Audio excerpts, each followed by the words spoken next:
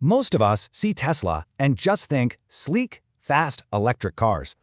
But to really get what Tesla's doing, you gotta look way beyond the car. So what's on the agenda? We're talking the factory, AI, energy, and the real goal.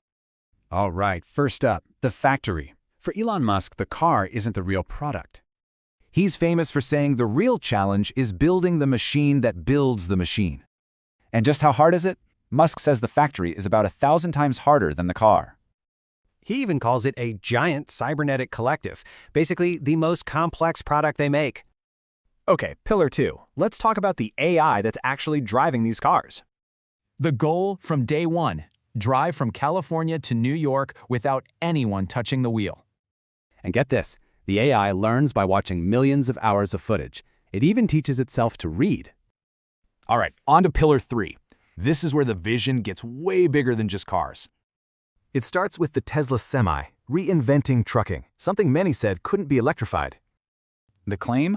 The Tesla Semi could literally pull a diesel truck uphill in a tug of war. But cars and trucks need power, right? That's where the solar roof comes in.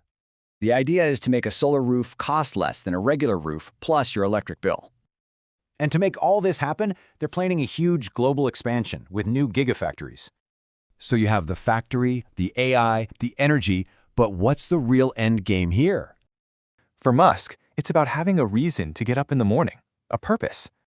He finds a future where we're stuck on Earth incredibly depressing. The real goal is multiplanetary. So you see, manufacturing, AI, energy, they're all just building blocks for that much bigger vision. Which leaves us with the big question. Is Tesla just building a car, or are they building the future?